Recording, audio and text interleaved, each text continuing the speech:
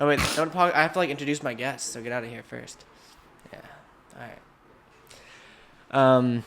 Hello all. Welcome to the first episode of Raw Dog. We don't really have a name for this yet. I don't even know this is. Fuck, this is gonna be hard doing a podcast because there's no like edits or anything. We don't have a name for this podcast yet. We don't even have chairs to sit in. We don't know if this is ever gonna get posted. This is more of a test of everything. But I'm here with my friend, roommate. Come on in, bud.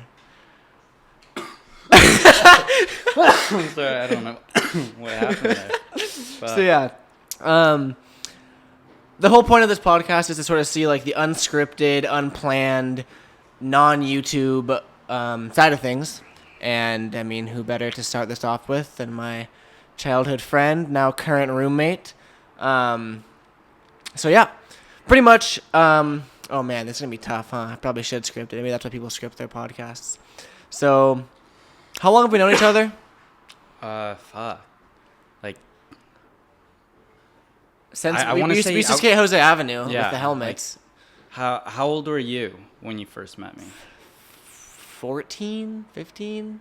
Fuck, Maybe? I feel like you're so much younger than that. I'm terrible with age. Yeah, like helmet days, because I stopped wearing my helmet.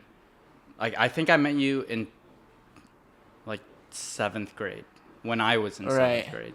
Because So- I remember, And you're 2 years younger than me? how old are you? 23. Yeah, I'm 21. So Yeah. yeah. Because I just remember, like, I'd always skate Jose Avenue and have a helmet on, and you're like the one kid that would always wear a helmet. Yeah. And that's how we bonded. But so yeah, I think through the years, I mean, you moved to Portland.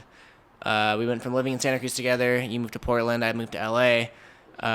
You've had quite the adventure, entrepreneurial wise, which is the point of this topic. We're gonna kind of be talking about, you know, how you started a business, how you built a successful business, and how you kind of moved away from that and you started something else.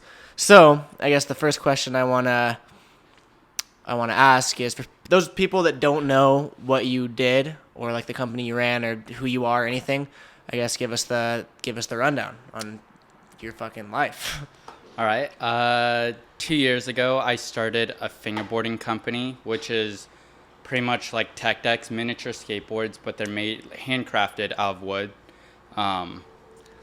I like to call it like the Gucci version of Like designer tech decks? It's like designer tech decks. Obviously, when I first started, I was completely trash and I didn't know what I was doing.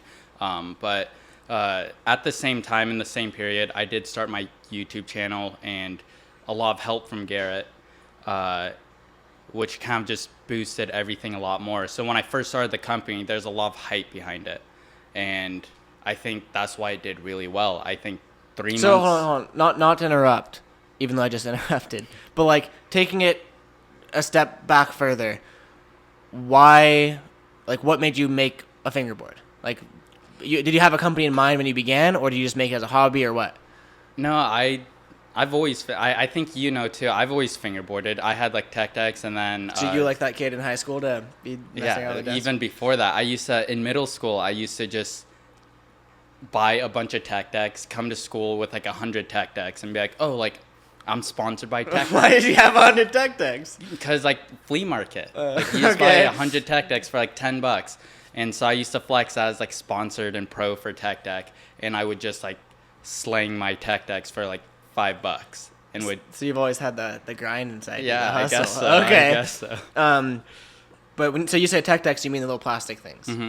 So at what point, where did you transition to the good hardwood? It wasn't until like freshman year, I was the first person with the actual fingerboard. So a wooden one. Yeah, a wooden one, which was given to me by Matty Taylor. Oh yeah. Yeah, Really? Yeah, because he's pro for like, used to be pro for like Yeah. a bunch of big companies. So he hooked me up with some, and I pretty much ran through that, and then it got really big in high school, and I just like eventually got pretty good at it, and I didn't think about starting a company. It's just me literally at work just fingerboarding all the time, and I remember buying my first actual fingerboard. Not gonna name the company, but when I got it, it's complete trash. And No I was name dropping here. yeah, but I was like, dude, like I could probably make a fingerboard better than Yeah. this. thinking that's super easy, just some glue slapped together with Yeah. wood. And through like trial and error, found out that it's extremely hard to do. Like it's easy to make a fingerboard. It's really hard to make a really good fingerboard Right. that could pass off as like, oh, like this is quality and I could actually sell it. Yeah. Um, Are there like Walmart versions of fingerboards yeah. that aren't tech decks though? Yeah. There's like huge companies like P-Rep. I don't know what that is. Yeah, but it's like P-Rep. You buy it on Amazon, and it's just a basic China wooden made Okay. fingerboard. Okay. So you want to make a fingerboard. You got it. You saw one. You thought like, oh, I could do this. And then what? Where'd that lead to? I think it all. I don't know. I've always wanted to start my own business. I just didn't know what it was. Yeah. So when I started making fingerboards, it's kind of just for fun. It's just me and like the homies just kind of coming up with ideas and just like, oh, like messing around. And then I think I mentioned, I deleted the video, but I mentioned fingerboarding in one of my YouTube videos and was fingerboarding, and someone was like, oh, like I buy one of your fingerboards, blah, blah, blah. And this was before you ever made one? Before no, I made one. It's just really bad. So I was like using it, but I didn't have the company yet. All right. And is during the time where we were sending each other the whole like subliminal messaging, like send nudes and stuff. Yeah. And Back in the send nude days. yeah, so that happened, and I started making a bunch of fingerboards, just prototypes. And So did you have like all the equipment, like the press? Did you have all that? Or I had all the cheaper stuff, like nothing like good. not the hydraulic press shit, just Yeah. clamps and whatnot? Yeah, just like basic stuff. And so I was doing that, and I was like, well, like I might as well just sell them to see like what happens. Wasn't expecting to like make any money, but announced it in a different video, and I swear the video's long gone by now, but the lineup that I had from like the first decks I made were so bad. Like looking back at it, like they looked like a 2-year-old made it. But I was like, dude, like professional fingerboards, like I'm selling them. The site's gonna be released. I think it was February 14th. Yeah. So What do you remember? What year? that was 2017. 2017. Yeah. But did that. That video went like viral for me. At the time, I only had like 5,000 subs, and the video hit, I think, is 67,000. This was like, I feel like this all happened right at the start of the fingerboarding trend on YouTube. Yeah. Because I mean, I don't know if like you guys have probably seen on my main channel, but I mean, as Ben started his fingerboard company, obviously I don't even think I was doing it to like support you. It was just kind of like what we were doing. We'd be fingerboarding together. Yeah. So like I was uploading these fingerboard videos, and they'd all be hitting 1 million views. And that's because, like, I guess, you know, trends come and go on YouTube, and fingerboarding just happened to be the trend, and we both came in, like, right place, right time. Yeah. But, yeah, continue. Sorry. Yeah. Well, for me at the time, I didn't have a name yet, so it just went back and forth of thinking of like different names. I remember I had a sticker from Jack that was the outlet. Oh yeah. And that was like kind of my first, like not actual graphic, but the first graphic that I put on my board. And then the whole subliminal messaging thing, send nudes. I kind of just figured like, let's go with subliminal and see. Did you have any names before subliminal, like things that almost made the cut? No, like I Really? think it was after like that video that I sent to you of like me dropping the grapes, and it's like send Yeah. nudes, and I was like subliminal. Because I kept on saying like I always choose things based off of like what's around most. Right. Like that's where I come up with most of my ideas, and at the time it's just subliminal messaging. So I was like, what better than to have a company that like. When I first started, is supposed to be like all subliminal messaging within my graphics, but I kind of veered off from like all of that. But yeah, so subliminal just started. So okay. So let's see. You start this company, you start this website. You said the first boards were shitty, but you were marketing them as like professional grade. Yeah. At the time you made them, did you think they were shitty? Or at that time you're like, oh, these are fucking tight. At the time I thought they're really good, which still is like for me only doing it for a month, they were good for what Right. they were. It wasn't like sure. It wasn't like I was just slapping them together. I was actually trying my best to make them really good. Yeah. But from I mean, like my experience not knowing a single thing about fingerboarding, like they looked fine to me.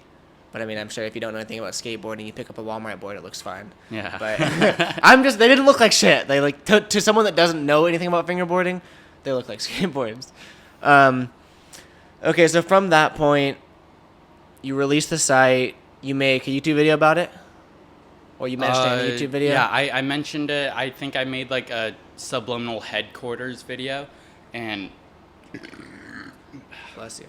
thank you. But I made a video about how the site was going to be released on the 14th, and Is that Valentine's Day? No, it's the 28th. I I think February 14th. I don't know. I don't know when Valentine's really Day don't is. know. But anyways, the site went up, and again, I didn't think I was gonna make any money. It's kind of just like a hobby. Whoever wants it, they can get it. But the first day, the site sold out. I made $2,000 the first day.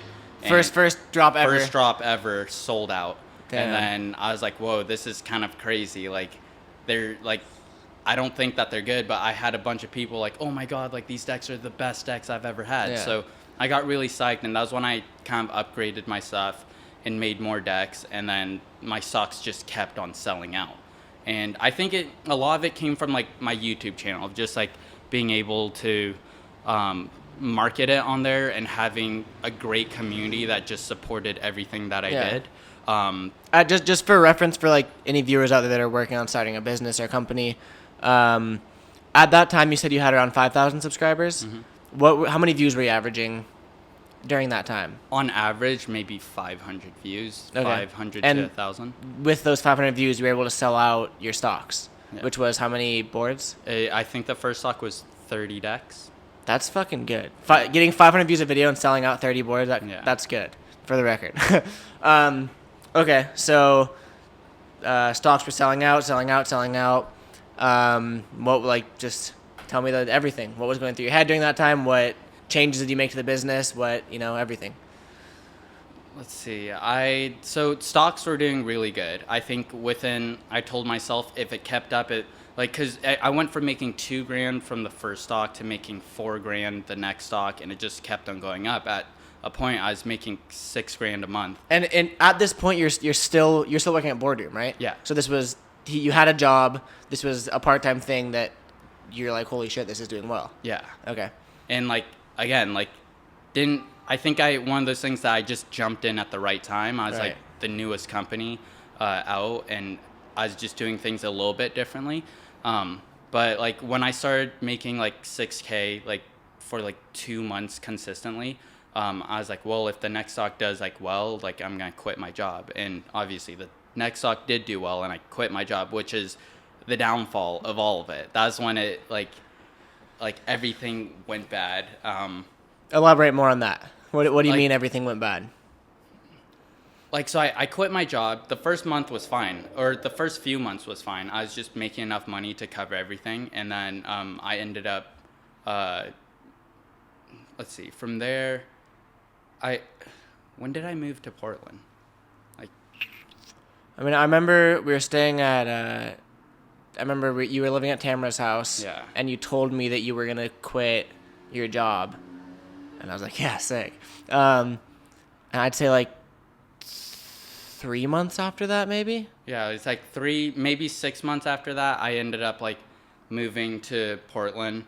But before all of that, I was really scared because I was like, well, like I had a little bit of like money from Boardroom, and I want to make changes. I wanted like better things. I want to actually make like better decks and be able to sell at a higher grade. Just upgrade your Yeah, business. like it's always like progression. I didn't Right. want to stick with the same crap that I was making, and that's where it really went down. Was everyone was so used to what they're getting, and for me to just switch everything up, switch the shape, switch how I did the graphics, I think everyone got all confused.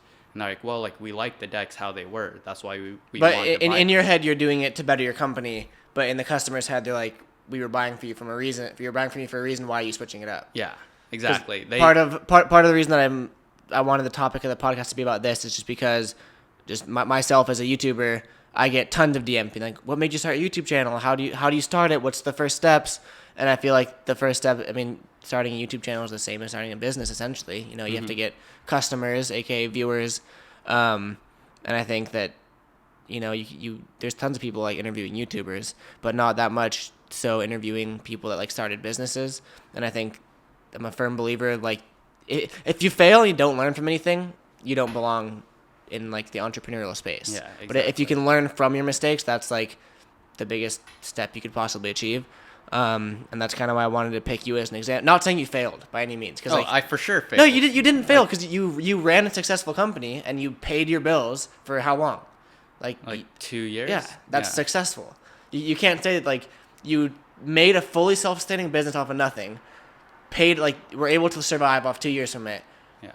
Like, that's not a failure. Yeah. But part of the reason I do want to talk about it is because, you know, it did have a downfall. It did end at a point, and that's, I mean, same with my YouTube channel, which is that's for another podcast. But like, things peak, you get comfortable, and then it's not always going to peak. you know what I mean? Yeah. Like I thought, like, part of me in the back of my head was like, no, like, there's no way this is a joke. Like, I can't be making that much money forever. There's only so many customers, and how many people are actually into fingerboarding.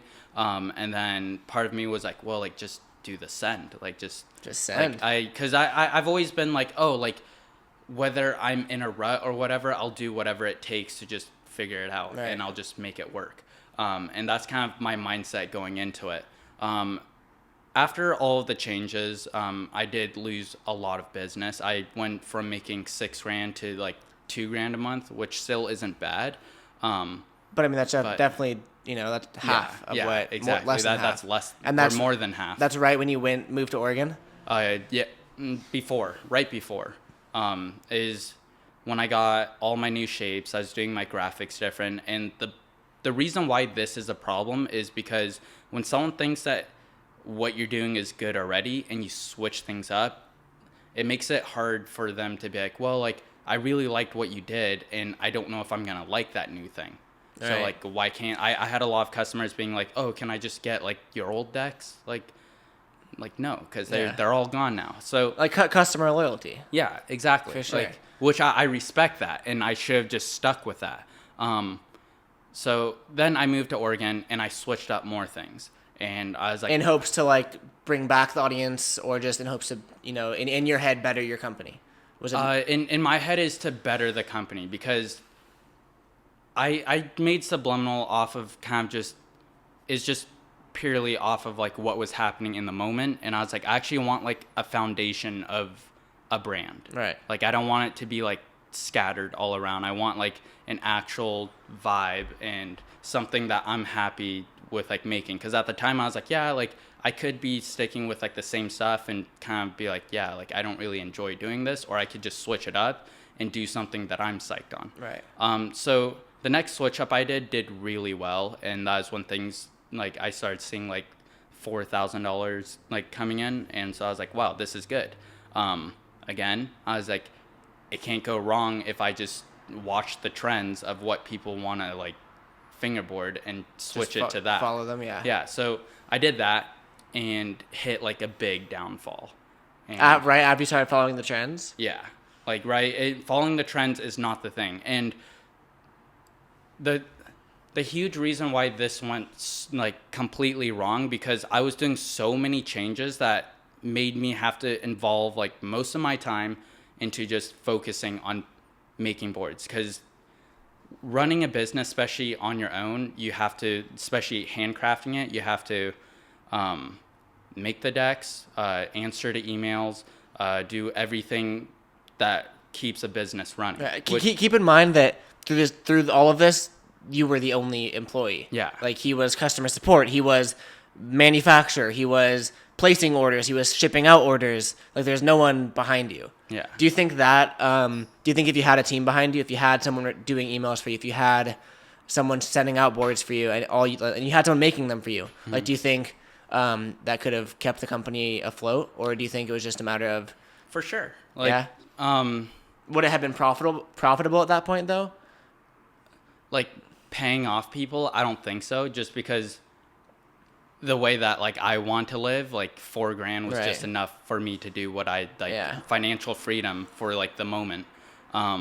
So paying off people would have just made it so that I would have had to get another job, and so I kind of just took the whole load and Taking the whole load. I just Welcome kinda, to Raw Dog, or whatever this is called. I took the whole load and kind of figured it was like, well, like I don't really need to answer back to like emails, and like kind of shut off the whole customer service aspect. That And- sounds important. Yeah, which is like I always like I only answered back to emails that were like they had an issue with like their boards, like things that were really important to like the order getting to them and Right, them right. actually enjoying it, which I thought was really important. But the whole point of the business, especially like if you're making a business where you're the face of it, it's not about what you're making. It's about customers feeling that you like the same way that they're loyal to you, they want you to be the same way back. Right, like if they reach out to you, they expect, like they want to be treated with respect, I'm Yeah. assuming. Yeah, exactly. Right. And I just like, at that point, I was so swamped in just like making like, it came like, instead of like a hobby, is more of a job. Of whereas like now I'm like pumping like 30 decks a week and like getting it out, like trying to sell like 200 decks a month. Right. So And- your job started feeling like a job. Yeah, it's just like, Just kidding. yeah, well, but it's like, It went from like less fun and more to like, wow, this is fucking repetitive. yeah, and then at that point, it's like, with all the money that I spent, I wasn't getting enough money back in, so it's always me stressing, like, oh, like, how am I gonna, like, make, like, my bills and, like, the next step and all that stuff, like, what's the big thing? And the big thing was, like, in front of me all the time was just, like, keeping in contact with all my customers, which is, like, making sure that, like, they got their, like, notification from when, like, they ordered, and then, keeping track of like checking in, like, oh, like, do you still enjoy your deck? Right. What can I do better? Things like that, which I kind of threw out the window. And I didn't realize any of this until I decided to just stop making fingerboards. So you didn't realize until the end. Yeah. Okay, so up until this point, you started fingerboarding. You thought it was cool, thought it was easy, started making your own, took it a little bit more serious than that because it started doing well. And it was doing well for a little bit. You moved to Oregon, slowed down, started picking up again after you made some changes, and then you started following trends, made more changes, and it went down, right? Mm-hmm. That's where we're at. At what point did you start getting worried? Like, when were you like, wow, like, you know what I mean? Yeah. I was worried in Portland, but I got even more worried like right when I moved here. Because Right. I was like, It's like Portland, you were making rent, and like, yeah, I was just getting by. Like, obviously, I had to find other tweaks, like selling like personal stuff to like make rent sometimes. But like besides that, is like I just made enough money to like get by. right. But it wasn't until you like asked me to like move here, and that was a huge thing because So I've no, not at all. Because I knew it. So could yeah, go- everything was fine until I fucking moved in with you. No. That's when it all went downhill. Because I knew the consequences that like could happen. Because I was Right. like, it's a plus for me because fingerboarding is core in LA. There's a huge scene, and one of my biggest things was like in my head was like, oh, I'm not really connecting with like actually being able to like see my customers firsthand. Because there's like fingerboard events and Yeah. whatnot, right? And Yeah. that's what you told me when you're moving in is like, there's not really much fingerboarding events in Portland. Yeah. And like, how many like annual Fortnite? I was just thinking about Fortnite. How many annual fingerboarding tournaments? Or fuck, I can't talk. Just like contests and Like just like events. where as a brand you can go and kind of expand. There's about like 2 to 3 a month. Oh, so it's like frequent. Yeah. And because I remember you telling me that's part of the reason you wanted to move down here was like get involved with the scene more. Exactly. Which made perfect sense. Because I was like, this is going to boost my business. But at the same time, I started getting stressed because I was like, moving does cost some money. But like, I was like, whatever it is, I'll figure it out. Yeah. I'll get on my feet and I'll just grind. And then it's just like one thing led to the next. Like, I wasn't able to make my bills. Like, I can't drive my car because like registration's expired, and all these things just started hitting where like I couldn't even make it to the events, or it was too much work to like make decks for the event and then for my site too. And I kind of, at that point, is like I was going like robotic. Like I was just making things and I didn't know what I was making it for, but I was just kind of hammering out boards. Yeah, just making it. And then also relying on like wholesales to like hopefully get me by. So pretty much since you moved from Oregon to this point, it was just slowly going down and down and down, or was it kind of staying level? Just the truth is, I thought it was always gonna go down. Like, that's where I was like, that's why I was hoping this was like kind of my last like.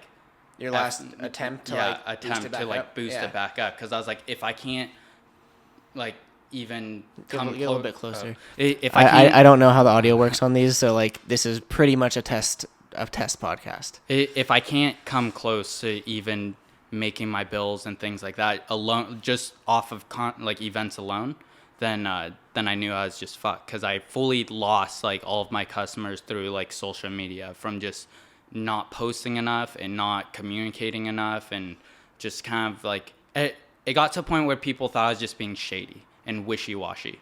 Like they didn't. And so you think that the reason, correct me if I'm wrong, you believe that the reason your company, I don't want to say failed because it didn't fail, but like the cause of the downfall for your company was just lack of communication, or because I mean I know personally as your friend that your boards only got better. I mean, like I was living with you and you were like trying new shit, making your boards better. Yeah. But I mean I know that owning a company, quality isn't always the biggest thing. It comes down to like customer support, marketing, and whatnot. Exactly. But like where, like what could you have done differently that you would think could have saved the company, if there is anything, or if it was just a dying industry? No, like there's definitely a lot of money to be made in that industry. But it really came down to, if I would have just accepted the quality of my decks, which were more than fine, and stopped tinkering with it and left it as it is, and like when you get good at making fingerboards, they're not hard to make. So is like that could have just been kind of on the back burner, and then me focusing on my Instagram and actually communicating with people and actually making a so like the back end of it. Yeah, like you have the boards down, just a matter. It's like if you had employees, you would have been fine. Yeah, because you were just fucking burnt out. Exactly. as I would imagine. I spent so much time making decks and putting all my effort into that is like, by the time I was done with that, I'm like, dude, like I don't want to go through emails and like contact everyone. And for reference, how long does a board take to make? Because I know you have like a certain amount of presses, so you have to let it dry. Yeah. Like for them, how many hours a day are we looking at in manual labor alone? Like, it's kind of hard because it is scattered, because there's a lot of wait time. Mm-hmm. But to get a whole board finished, usually about 3 days. But I do them in batches. So I'll press one day, and then I'll cut them the next day, and then round and lacquer the next day. And then, so, like you said, a lot of that is glue drying, lacquer drying, mm-hmm. all that. Yeah. Okay. So 3 days for finished board. Mm-hmm. And that's not even including customer support, that's Instagram, social media, marketing. Yeah, I mean, I get it. I fully understand. So, I mean, this is, I'm sure a lot of my viewers don't even know that you're not doing subliminal anymore, because it's a pretty recent change. Yeah. So up until this point, you're barely staying afloat. What happened? What changed? Like, when did you just pull the plug? One of my biggest fears when I got into this was like, okay, I'm making like steady money, and what if I just woke up one day and Technical difficulties. I don't know what happened. The camera stopped recording. This is our first podcast. So yeah, continue. Yeah, so my biggest fear was waking up one day and not being able to sell anything. And that fear times 10 happened. And I told you about it, how you asked me about my stock, and I was like, I haven't sold anything. And a week goes by, still haven't sold anything. And then next thing I know, 2 months goes by, and I haven't sold anything. Nothing? Sold nothing. But at that time, there was still the same amount of boards, but I upped my game on marketing. And I tried everything except for the one thing that I should have been doing was just personally reaching out to customers and Building the customer loyalty. yeah, like whether I took a loss on sales or not, I could have regained everyone's trust of like, oh, this is like a loyal company and we're here to like serve you. But that didn't run across my mind. My mind was like, oh, I have a fuck ton of bills to pay. Why aren't you fucking nitwits buying shit? Yeah. Like that's what ran through my head. I was like, dude, I have like one of the finest decks out there and like you don't want to buy it. And it just turns out that it's like it doesn't matter how nice your shit is, like if you're not a good person, salesman. If you're not good, not even salesman, if you don't have good communications with your customers, you're not going to sell shit. That's right. just how it is. And also at that time, like before all of that, I think the peak to the downfall was me like not doing YouTube. Right. Was that like that's where it all started, and that's where my community was. Like everything I gained off of Instagram, that wasn't my actual community. Those weren't the people that jumped in and bought boards and stuff. Like everyone that supported me from day one was on YouTube. But I guess we sort of forgot to mention that because you said that you started it off YouTube. When did you stop uploading and why? I stopped uploading when I started like taking it seriously. Like I think I stopped like a month before I moved to Portland. Okay, and that was because the workload was too heavy. Much time. I couldn't just like run a full business and then like film a video, right, edit it, and have it all up. And so like that's the huge part that really got me scared was I'm not doing YouTube anymore. Don't know how that's gonna affect it, but we'll see. And it didn't like by the time I understood what was happening and went back to try to fix it to just do YouTube again, it just didn't work out because it'd been too long. Yeah, it'd been way too long. I think it was like 6 months, and I posted my first video, and like it just didn't do well. So I was like, yeah, I lost. When did you make it official that you were done with the company? I think last month, right? Was that sad? Or like 2 months ago? It wasn't sad, just because like I knew it was coming when I was living in Oregon, and I was like, yeah, like I just didn't know it was gonna happen so quick. Yeah, happen so quick. And so. Do you think that mindset fucked you up at all? Like having this mindset of 3-4 months in advance, like this company is going to go to an end, it's just a matter of when. Like do you think it was just, it was physically not really possible with one person to build this up and scale it up?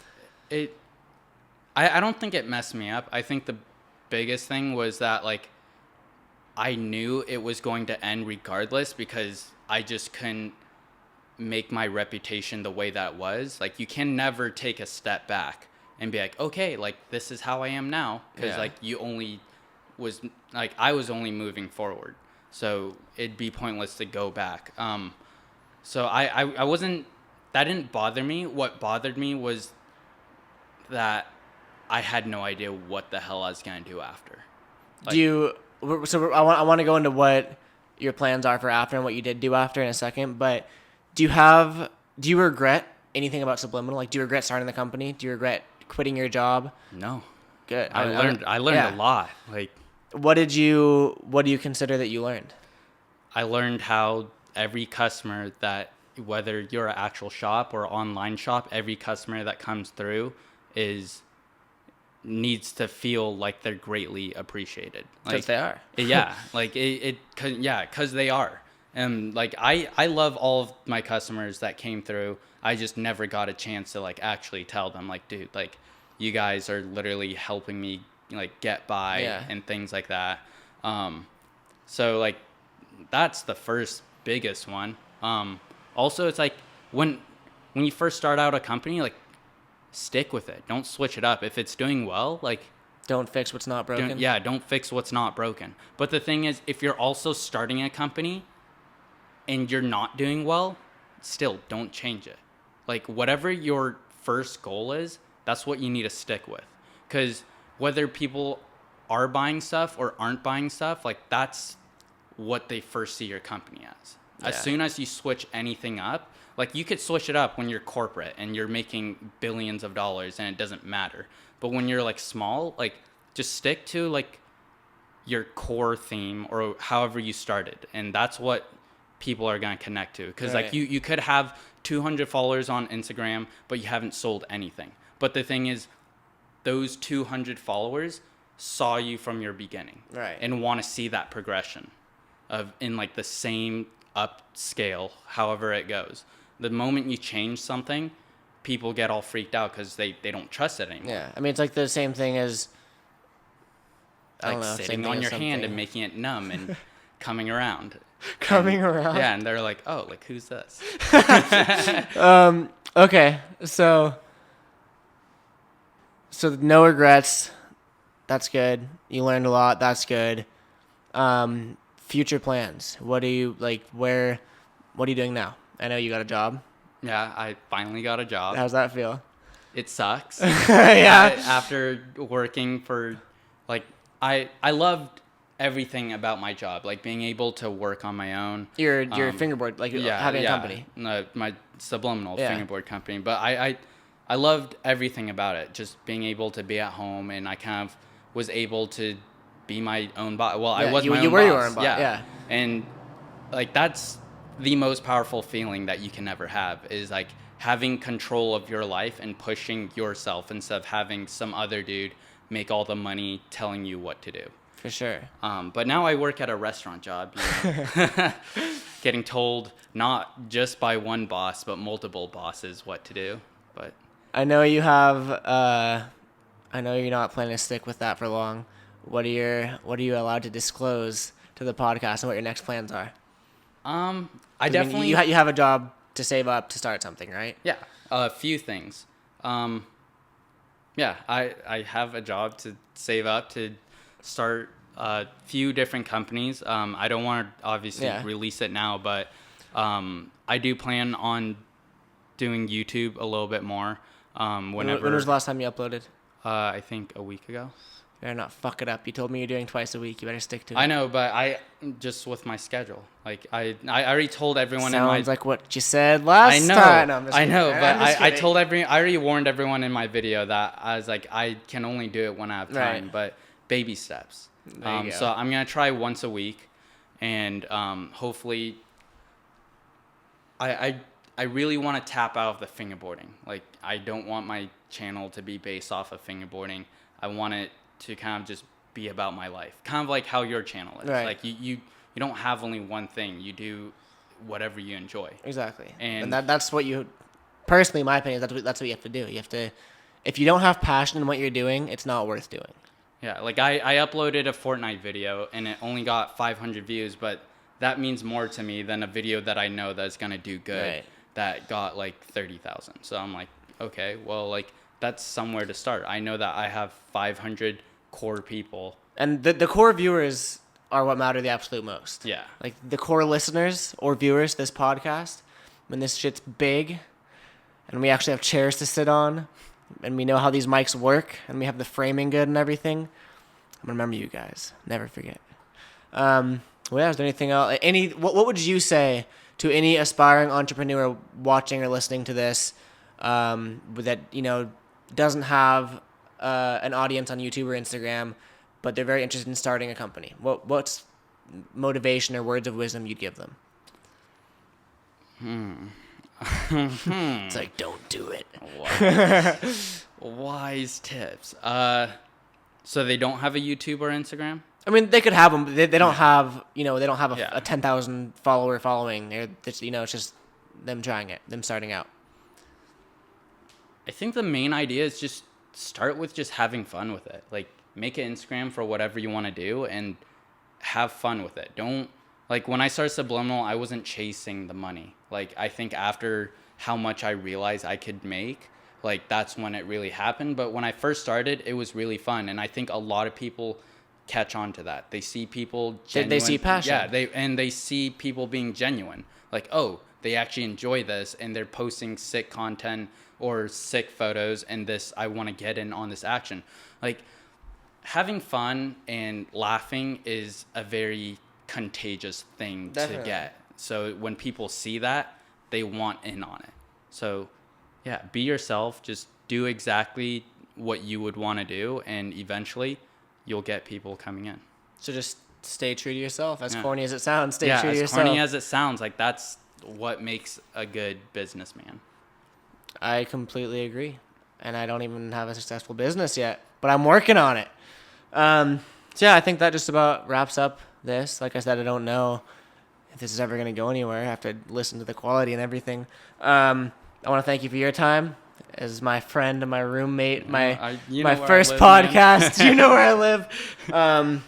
Yeah, like the whole purpose of this podcast is to see the, I guess, behind the scenes, uncensored, unscripted. None of these questions, stories, or anything were pre-talked about, which might be the reason that this podcast sucks, but it also might be the reason it does really good.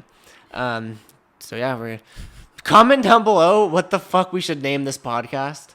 Yeah, I say the G spot. Because I was thinking, like, you know, my initials GG. I was like, the G zone, the G area, and then Ben's like, the G spot. It's like, huh, that could work. Or like raw dog, because everything's raw here. But yeah, I don't know. Raw dog. Yeah, it's like, welcome to Raw Dog, boys. But yeah, that's really about it. More to come, I guess. Yee yee. Yee yee.